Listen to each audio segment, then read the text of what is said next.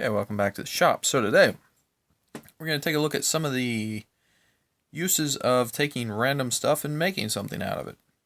In other words, we're just going to play around in the shop here. So like many other people, we got the issue around here of got to keep batteries charged during the winter time for stuff that's otherwise going to go dead because you're not using it. So wanted to make up a quick jumper cable to utilize a battery charger that we have for something else that we could put one of the other batteries in and temporarily use it. So we were using the 5 amp trickle chargers, smart charger. So went ahead and got a flange mount female plug. That'll play into this later. For now, what we'll look at is the male plug. This is all 15 amp rated, so we're well within. It's a 125 volt 15 amp rated, so 5 amps at 12 volt, more than enough. Got some really nice extra flexible 14 gauge wire that's rated for, free air, way more than 5 amps.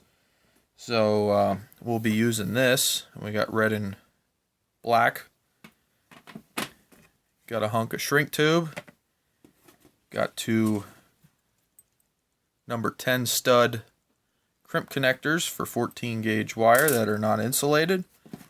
Got 2 alligator clamps and the bolts. So I think we see where we're going with all this. Let's get playing around with it. Okay, so I think the first thing we're going to do, we're going to take this plug apart. And this is a plug made by Woodhead Company. Yeah, you get the idea. I kind of like these because the outer part of them is rubberized, a little bit nicer, and they're decent quality. So for where we're putting this, it should be good. So let's get this apart, and we'll be back. So now that we got this apart, we can see nicely made.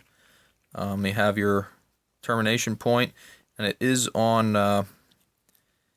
It's got a nice clamping piece in there that when you tighten the screw, it'll clamp down on the wire. It's always nice. The rubber piece here is nice that this goes down into, and you can only put it on one way. You can see it's not 100% symmetrical, so if you try to put it in other ways, it won't go. So that being said, there we go. I think we'll get our wire shoved through there. Get them terminated on here and get it all together. Okay, I won't bore you with the details of how we got to where we're at, but this is a good example of where we want to use a non-insulated ferrule as opposed to an insulated ferrule. Non-insulated ferrules, not having the little plastic sleeve on them, are a little bit nicer when you're in a tighter location. I think we could probably get away with an insulated one here, but we'll go non-insulated, whereas the insulated one, you'd have this little piece sticking out, and it may or may not interfere with the inside of the plug here. So we want to make sure we don't have anything sticking out that's going to get, into anything. So we'll go with the non-insulated, and that should work out good for us. So you can see this is a nice example of using ferrules. This is very, very finely stranded tinned wire. I say it's tinned because you can see it's got a silver coating to it, and that's actually solder tinning. Each strand's individually tinned, and then they put it together. It's actually really nice wire for it'll keep corrosion out of terminations and stuff. So what we'll do here is we got our wire strip that it's flush there with the end of the ferrule. Once we have the ferrule on, we take our ferrule crimper, stick it on there, and crimp it. And then that will hold on there, and we don't have to fight with those strands going into here, have them all fray out and everything. We know we have a good surface area contact on there. Now this thing being way lower amperage than what it really is going to have going through it is, it's a different conversation, but if you're going to do it, do it to the best of your ability. So here we go. Now on these here, your polarity, this is meant for AC. The pin with the tang on it here is the neutral, and the smaller one of the two is the hot. So we'll follow suit with, we'll make this one negative and this one positive. So that turns this one here into the red, this one here into the black. So we'll get these screwed in and we'll be right back. Okay, so we got our red and black terminated in here. We got a nice termination on both of them. Nothing showing out here. Everything's nice and in. So this is all, basically it's keyed. So you can only put it together one way. And we will put this together. I'm going to pull a little excess that wire through. Not all of it, but some of it.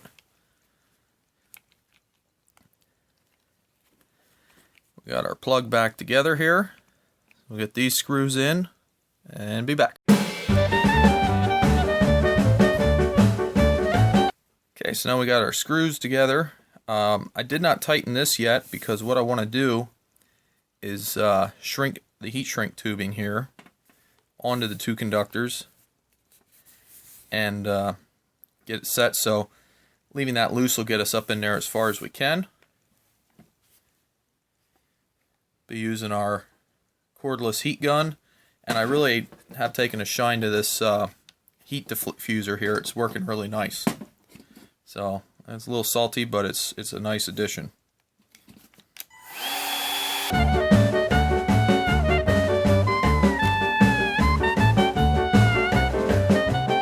So now we got our heat shrink tubing set. Tighten these screws up.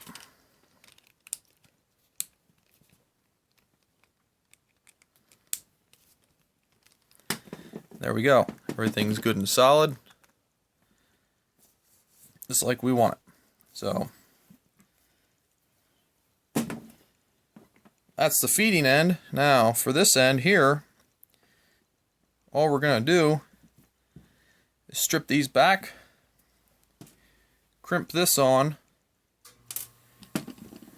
and we'll bolt those onto here. It's not going to be the greatest because there's no real spectacular strain relief on this, which we'll see.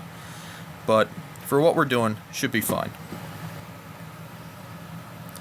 So these are always a little tough to get in, but patience is virtue when they're this finely stranded.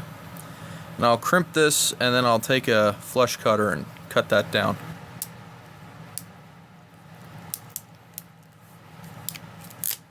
So all we're going to do is take a flush cutter and just trim off the excess hair there.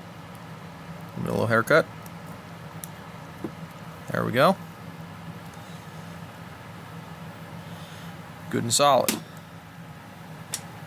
And you can see just how fine these strands really are here.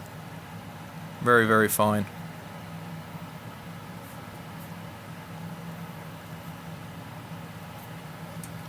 Same thing here with this one. Maybe. Maybe.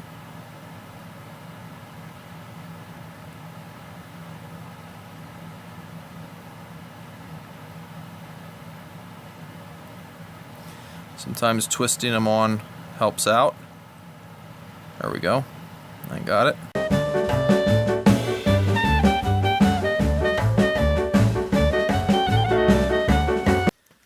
Now some guys like to solder these on and what have you. I think what we did here is probably adequate for what we're going to be getting into. So we got our connectors on. Now we'll get one of these apart. And you can see it's got the bolt holes in it here. Really all we're going to do is bolt it right here. And that'll be our connection point.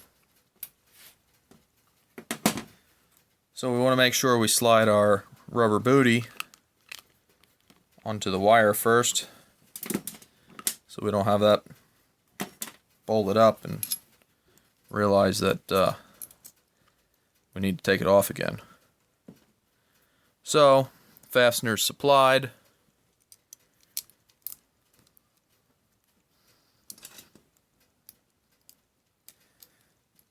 A little hard to show what's going on here, but that will go together something like that.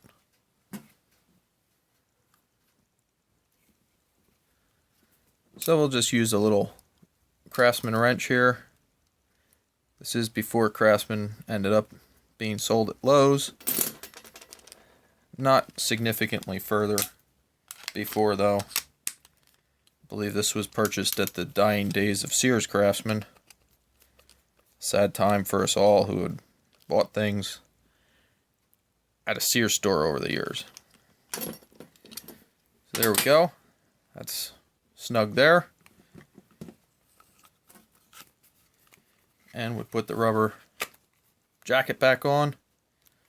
So now we got alligator clamp and nice connection. So we'll just repeat that for the black.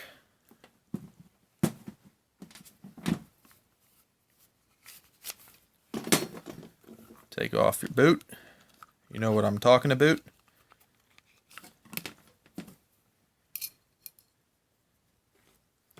Put this in. Start the canut.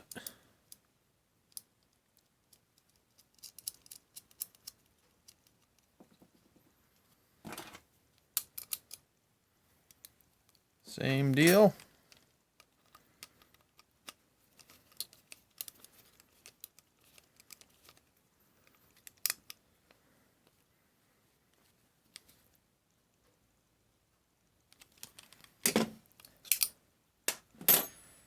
So there we go.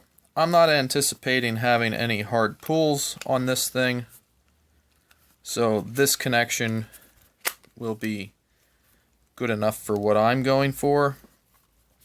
There's probably other options that if you're doing something else, these clamps are meant for way bigger cable. This is actually the connectors that it comes with.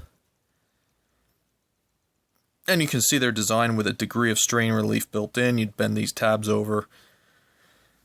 With this little wire, you could solder it on, bend the tab over, do a few things if you wanted to hang on to it, but reality says the little wire, if you really tug on it anyway, it's gonna break. So here we go. We got this part of our project made up, and we'll get into the next then. But I think we're going to stop this one here, and then we'll take a look at getting this mounted in the door, and we're going to do some other stuff with a 12-volt USB charger and switching on that once we get back to mounting this stuff in the panel cover that we got. So this is just making up our battery cable, and we'll be back with another installment of battery charger upgrade. Thanks for watching.